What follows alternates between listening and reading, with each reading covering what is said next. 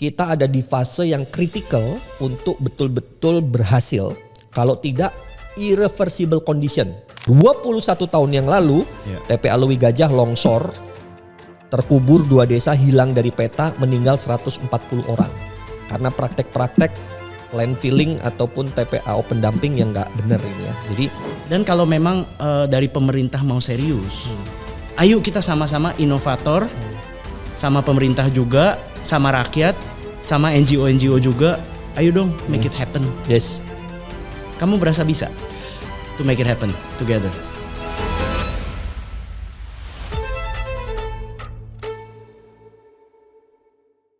Halo semuanya, selamat datang di Green Leaders Circle. Ini adalah suatu acara di mana kami berkumpul dengan pemimpin-pemimpin visioner yang misinya benar-benar berusaha membawa masyarakat ke dunia yang lebih berkesinambungan, lebih hijau, lebih prosperous secara lingkungan dan secara keekonomian juga ke depannya. Jadi kita bakal belajar banyak satu sama lain, dan untuk itu tamu kita yang pertama di sini adalah Mas Sano ya, akrabnya dipanggil Mas Sano. Sebenarnya nama lengkapnya Mas Muhammad Bijaksana Junero Sano. Yap. Ya, selamat datang Mas Sano di dalam tempat Green Hope nih, Experience and Collaboration Center. Terima kasih udah mau hadir di acara ini.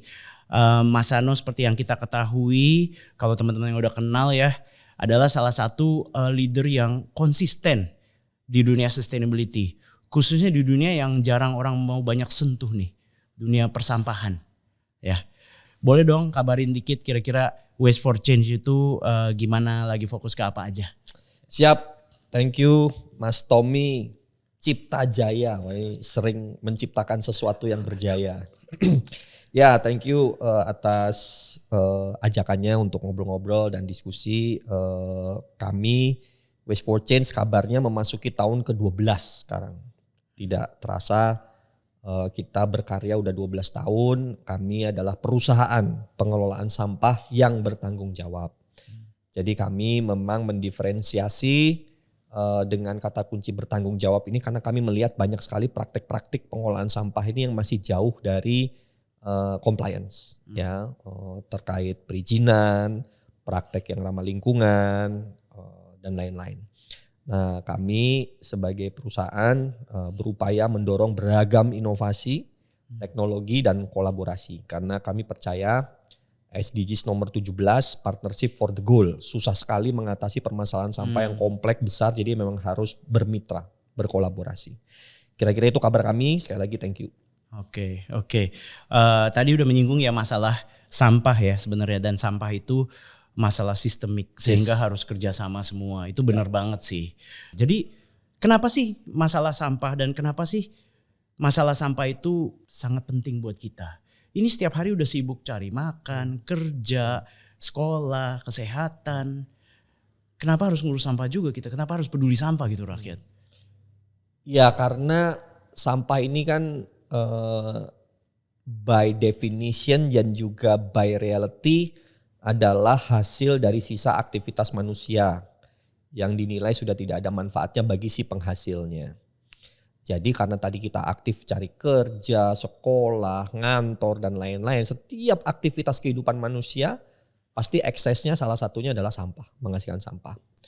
Jadi secara langsung ini sangat dekat dengan kehidupan kita. Dan kalau kita tidak kelola secara baik, benar dan bertanggung jawab, ya dampaknya akan kembali mempengaruhi kita.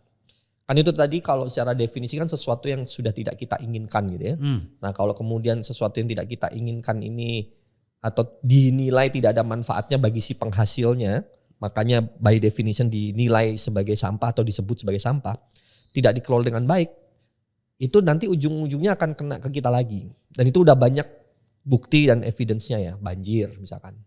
Itu salah satu penyebabnya adalah sampah yang tidak dikelola dengan baik, menutup saluran-saluran air sehingga air nggak punya jalan untuk menuju titik yang seharusnya. Mau meresap ke tanah nggak bisa, mau mengalir ke laut nggak bisa, sehingga banjir. Itu salah satu contoh bagaimana sampah itu sangat dekat dengan kehidupan kita. Kedua, kalau kemudian kita tidak kelola dengan baik, ada pihak-pihak yang bakar sampah sembarangan. Asapnya masuk ke rumah kita, kemudian kita menghirupnya, sampah yang dibakar sembarangan ini karsinogenik, menghasilkan zat atau asap yang bisa mengakibatkan kanker. Kan ini berarti beresiko buat orang tua kita, buat anak-anak kita, orang-orang yang kita tercinta gitu ya. Itu kalau kita tidak aware dan tidak tahu bahwa itu dari akibat sampah yang tidak dikelola dengan baik. Terakhir salah satunya adalah TPA di Indonesia nih Tom, masih banyak yang open dumping. Dia terbuka, bikin masalah. Dan ini seperti bom waktu yang 2 tahun terakhir udah banyak yang meledak. Bom waktu TPA ini. Jogja. Jadi gak bisa masyarakat yang tadinya merasa ya yang penting gue taruh sampah depan rumah, yang penting aku membayar iuran, sampah udah ada yang ngangkut. Not my problem anymore. Tapi pada waktu TPA-nya betul-betul penuh ditutup, kebingungan kita. Gimana nih gitu ya. Jadi sebenarnya sangat dekat dengan kehidupan kita. Sampah. Iya juga ya. Jadi intinya kalau nggak diurus akan mampir ke rumah kita lagi. Pasti. Mampir ke paru-paru kita. Yes. Terus kalau mikroplastik udah jadi news lah, semua orang udah tahu ya. Mampir ke makanan kita. Yes. Bahkan ke air susu ibu. Ini benar-benar balik benar-benar ke kehidupan kita ya. Pastinya. Tadi menarik tentang TPA karena memang yang jarang dibicarakan terutama masalah sampah itu sebenarnya processing waktu end of life-nya ya. Kita sering bicara pengurangan, bagus harus dikurangi. Pakai ulang bagus kalau bisa pakai ulang. Kalau economically bisa didaur ulang, silakan daur ulang. Tapi kalau tidak bisa reduce recycle, banyak kasus-kasus itu memang nggak bisa, kan harus diproses akhir. Ya. Berarti ke TPA atau di WTE, kata-kata yang trendy juga akhir-akhir ini ya. Tapi sekarang WTE-nya lagi diproses. Banyak yang sekarang yang urgent TPA ya. Ada berapa TPA kita? Mendekati jumlah kota kabupaten. Di kita ada 514 kota kabupaten. Mereka punya TPA masing-masing. Oke. Let's deep dive nih TPA nih. Karena kita pernah lihat ke TPA kalau di luar negeri, wah kalau udah itu bisa tempat jadi lapangan golf. Terus ada clean banget gitu loh, bener-bener. Kalau di Indonesia kayak gimana sih TPA dari pengalaman Mas Sano nih udah keliling nih? Ya, banyak banget. TPA di Indonesia ini mayoritas masih open dumping atau pembuangan terbuka. Ya, jadi TPA ini secara aturan itu dia tempat pemrosesan akhir. Yang seringnya oleh masyarakat banyak itu malah jadi tempat pembuangan akhir. Nah ini kalau dari katanya saja kita udah keliru dan salah, maka praktek yang realnya di lapangan memang menjadi tempat membuang sampah. Kita hanya memindahkan sampah dari rumah, sekolah, kantor, hotel, restoran dan lain-lain, mall gitu ya, pindah ke TPA, numpuk menjadi tumpukan sampah, terbuka, bau kemana-mana, vektor penyakit, lalat, kena hujan kemudian airnya mencemari air tanah, mencemari sungai dan lain-lain. Jadi ini permasalahan yang sangat pelik sekali. Di saat yang bersamaan sebenarnya praktik open dumping ini dilarang. Sejak tahun 2008 Undang-Undang Persampahan diterbitkan, pemerintah Indonesia ini punya waktu 5 tahun untuk menutup tempat pembuangan yang terbuka menjadi TPA yang benar. TPA tempat pemrosesan akhir yang benar itu minimal controlled landfill ditutup seminggu sekali oleh lapisan tanah atau penutup lainnya. Atau sanitary landfill ditutup setiap hari supaya tidak bau dan lain-lain. Plus yang masuk ke TPA itu hanya residu. Artinya dari total sampah yang dihasilkan masyarakat itu sebenarnya di mata orang lain bisa jadi bukan sampah. Di mata orang tersebut, ini udah gak ada manfaatnya buat gua, taruh di depan rumah. Makanya muncul yang namanya profesi pemulung, lapak-lapak. Karena bagi mereka ada manfaatnya. Kardus bisa didaur ulang oleh pabrik daur ulang. Plastik-plastik bisa didaur ulang. Tapi tetap ada komposisi yang tidak bisa diolah. Nah ini yang disebut residu. Nah ini yang seharusnya masuk ke TPA, Tom. Gitu. Kira-kira situasi TPA dan persampahan hari ini intinya adalah kita masih punya PR besar sekali untuk bisa mengelola sampah dari hulu sampai ke hilirnya TPA yang proper. Berarti 2008 5 tahun tutup 2013. Wajib. Sekarang tahun berapa ini? Happy New Year by the way. Thank you. 2026 berarti udah 13 tahun berlalu dari batas waktunya. Oke, berapa persen hari ini masih open dumping? More than 50%. Oke. More than 50%. Yang benar-benar controlled landfill dan sanitary landfill less than 50%. Mungkin 20-30-an% yang emang betul-betul sanitary landfill maupun yang controlled landfill. Tapi 70-80% masih pembuangan terbuka, di mana setahun terakhir pemerintah melalui Kementerian Lingkungan Hidup mulai menunjukkan keseriusannya untuk menegakkan undang-undang. Jadi dikirimlah surat cinta bagi yang masih open dumping wajib ditutup. Kalau tidak bisa kena pidana. Karena aturannya bunyinya begitu. Kalau mencemari lingkungan dalam pengolahan sampah itu pasalnya pidana. Udah 13 tahun nih. 13 tahun. Tapi mau mempidana yang udah pensiun-pensiun susah. Kita fokusnya ke depannya ya. Fokus ke depan. Nah, yang menarik memang pengelolaan sampah itu minimal perlu ada 2 effort. Effort bagaimana kita menyadarkan, mensosialisasikan, mengedukasi. Dan satu lagi social engineering. Artinya memang perlu penegakan hukum. Gitu. Jadi disadarkan yang kedua dikondisikan. Nah dikondisikan ini adalah penegakan hukum. Nah makanya 1 tahun terakhir banyak sekali upaya-upaya dari pemerintah daerah yang akhirnya berupaya dan berusaha supaya tidak open dumping. That's a good thing, good news for us. Walaupun PR-nya belum tuntas. Saya pikir itu good news dan kita semua harus peduli ya. Terutama orang-orang yang memang bisa berbuat sesuatu, pengambil kebijakan, inovator-inovator. Saya pernah dengar nih, dulu itu kalau kita cium bau sampah, bakar kayak atau dari TPA. Kalau sampahnya banyak organik, kalau dibakar kan karbon aja.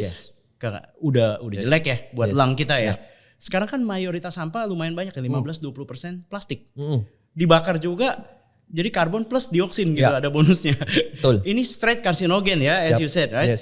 Jadi kalau saya pernah ingat bahkan dulu ada saudara saya punya rumah di daerah Jakarta Timur ke selatan situ. Tiap kali hujan bau dari TPA.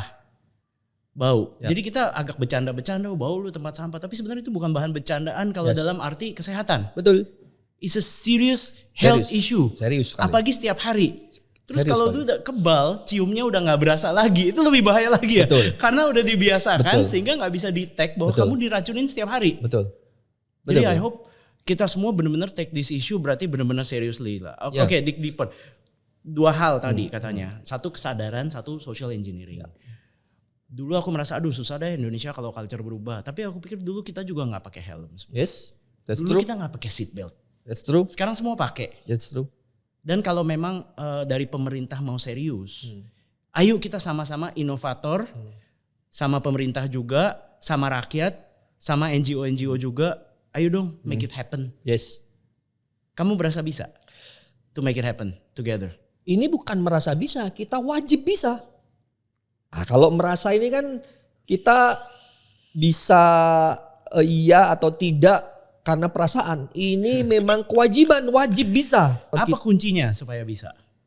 Yang pertama menurutku ya, privileged society yang well educated perlu betul-betul lebih berperan. Karena kawan-kawan yang sebenarnya lebih tahu dan lebih paham dan juga lebih punya akses ya kepada pemegang kebijakan dan lain-lain perlu untuk mendampingi, membantu, mendorong, mengarahkan pemerintah agar benar-benar bisa menjalankan perannya sesuai dengan amanah undang-undang. Karena sangat sulit sekali kalau kita tidak betul-betul mendorong ini menjadi sistemik dan terstruktur. Di saat yang bersamaan tanpa menunggu itu terwujud, kita sendiri harus praktek dari diri kita sendiri.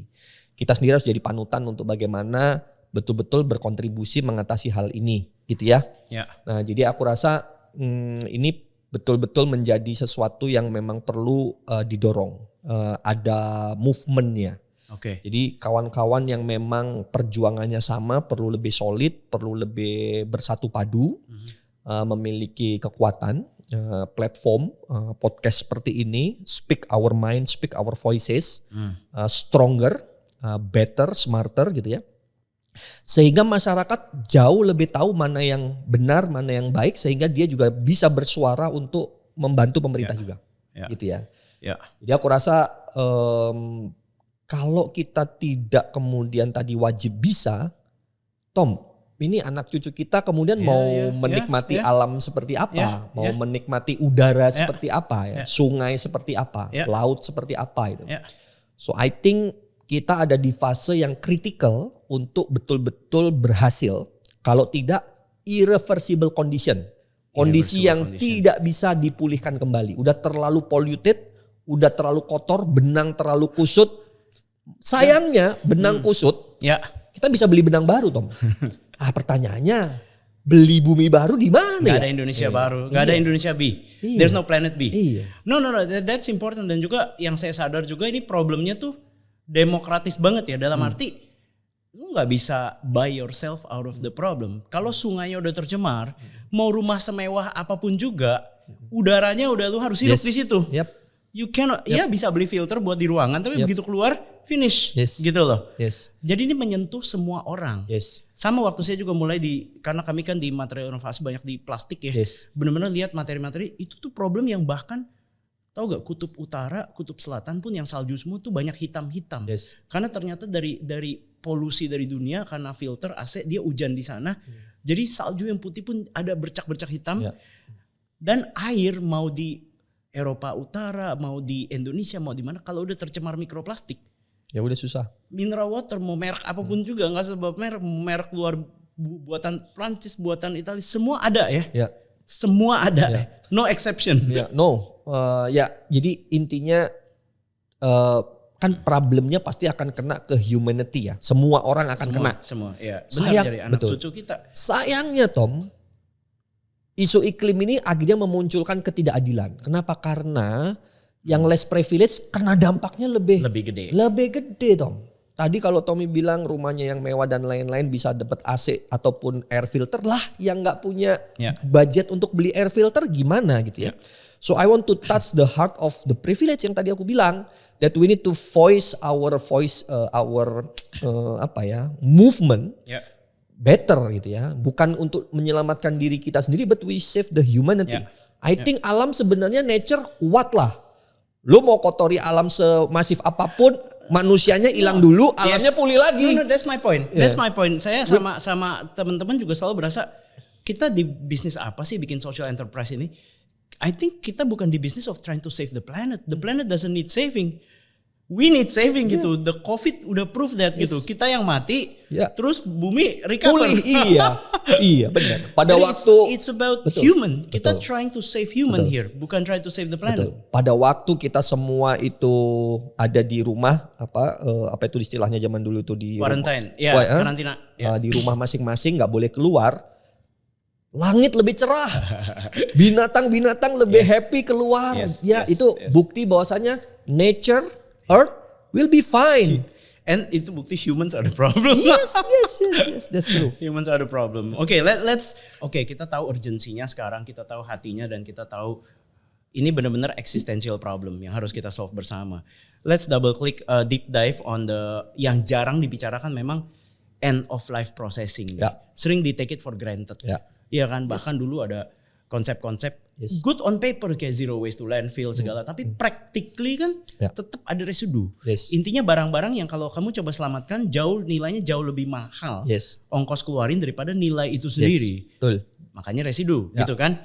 Nah, TPA is still the landfill of our. Can you walk through us visionnya sebenarnya? Kalau TPA yang udah kontrol dan sanitary itu seperti apa? Dan circular economy bisa terjadi gak di situ? Itu ditambang juga gitu loh. Prosesnya itu seperti apa dan elemen-elemen yang pentingnya tuh apa? Jadi pemrosesan akhir ini sekali lagi prinsipnya adalah memasukkan material ataupun benda-benda yang sudah tidak bisa diproses oleh teknologi yang sekarang. Secara ekonomis, Secara ekonomis tentu saja. Karena kalau tidak ekonomis nggak make sense untuk memprosesnya kan. Jadi kayak plastik aja. We cannot daur ulang semua plastik. Karena hanya plastik-plastik tertentu saja yang memang layak didaur ulang. Memiliki nilai ekonomi. Bisa didaur ulang tapi tidak ekonomis, orang they don't want touch it. Karena itu akan jadi cost kan. Nah itu akhirnya kemudian menjadi barang yang tidak bisa diolah dan lain-lain masuk ke residu. So I think kalau kita bicara di pemrosesan akhir, kita harus memastikan sebelum sampah masuk ke TPA, tempat pemrosesan akhir, perlu ada TPST, tempat pengolahan sampah terpadu, di mana di situ sorting center dimaksimalkan sehingga kita bisa mendorong circular economy terjadi. Even kita bicara waste to energy, WTE, still we need a landfill. Nggak bisa 100% hilang sampah itu nggak bisa. Karena hukum kekekalan energi bilang kita tidak bisa memusnahkan dan tidak bisa menciptakan. Kita hanya bisa mengkonversinya. Artinya dari 100% itu akan jadi panas, jadi asap, dan juga jadi abu. Nah abunya ini butuh landfill juga gitu ya. Nah kalau kita udah bicara landfill tentu kita bicara mengkontain. Karena belum ada solusi maka kita harus menyimpan sampah-sampah ini supaya tidak mencemari dan tidak mencemari lingkungan, tidak mengganggu kesehatan masyarakat. Menyimpan ini artinya kedap. Artinya bagian bawahnya harus ada lapisannya, geomembran dan lain-lain. Nah pada waktu dikasih sampah ya jangan sampai terbuka. Nah terbuka ini kan udah ilegal di Indonesia, maka juga wajib ditutup. Itu gas metan segala ya bisa 25 kali lebih gas parah dari CO2 metannya lebih berbahaya, kan? Betul. Dan TPA yang terbuka ini sudah terbukti Tom, itu berbahaya buat saudara sebangsa setanah air kita karena 21 tahun yang lalu TPA Lewi Gajah longsor, terkubur 2 desa, hilang dari peta, meninggal 140 orang. Karena praktek-praktek landfilling ataupun TPA open dumping yang gak bener ini ya. Jadi udah sampai kategori membahayakan seperti itu. Desa hilang dari desa hilang, 2 desa. Itu 21 tahun yang lalu. And now we still doing it untuk hanya kumpul, tumpuk. Dan tahun lalu 2025 longsor juga di Bogor meninggal 1 orang. It mean 21 tahun we not learning. Kita kayak orang bebal, bangsa yang bebal itu ya. Jadi I think we need change. Kita betul-betul butuh perubahan. Nah di TPA ini intinya adalah mengkonten. Jadi bagian bawahnya jangan sampai bocor, geomembran dan lain-lain berbagai inovasi. Di bagian atasnya juga harus ditutup secara rutin. Opsinya 2. Idealnya tiap hari. Supaya gak ada lalat, gak ada bau dan lain-lain. Minimal controlled landfill itu seminggu sekali. Itu regulasi, by regulation, peraturan menteri. Ya, peraturan menteri PU itu sudah ada panduannya untuk bagaimana mengelola tempat pemrosesan akhir secara sanitary landfill dan controlled landfill. Menariknya di undang-undang dan peraturan pemerintah kita 2026 ini adalah tahun pertama TPA itu wajib hanya residu. Nah tantangannya kawan-kawan di daerah itu adalah mereka harus yang biasanya cuma buang, sekarang harus ada activity menutup rutin. Nah dalam aturan itu ditutup dengan cover layer tanah. Ketebalan 5-10 cm setiap hari atau seminggu sekali. Nah menariknya ada lagi. Dan apabila dimungkinkan bisa juga pakai bioliner. Nah ini menurutku sebuah upaya yang belum betul-betul disosialisasikan dan didorong agar teman-teman tahu. Sebenarnya first of all ditutup make sense banget ya. Itu kan kita buang sampah ke sana. Sama seperti di rumah kita ya, tong sampah kita ditutup gak? Dong. Kalau nggak bau. Mau nggak dibuka aja gitu? Bau, lalat. Meracuni seluruh rumah kan? Sama kan di TPA konsepnya ya. Jadi harus ditutup ya. Harus ditutup. Regular atau minimal seminggu sekali. Tanah. Kalau gunung gitu how exactly tutup pakai tanah ya? Berapa senti dan gimana cara tutup merata gitu loh setiap hari? Kan susah banget. Betul, dia pasti perlu yang namanya alat berat. Dia pasti perlu mengkompaksi atau memadatkan sampah-sampahnya itu. Lalu baru di atasnya dikasih taburan tanah setebal 5-10 cm. Taburan tanah pakai alat berat juga gitu ya. Jadi ini very huge operation. Operasi yang tidak mudah gitu ya. Operasi yang besar untuk memastikan tanah datang pakai truk. Gede banget. Mengambil tanahnya pun ekstraktif. Kita harus ngambil tanahnya dan lain-lainnya. Lalu dibawa tanahnya, setelah tanahnya dibawa ditutup pakai alat berat dan lain-lainnya untuk memastikan layernya itu tidak mudah longsor. Karena ada aturannya, ketinggiannya, kemiringannya, ada aturannya. Karena kalau sembarangan itu akan gampang longsor.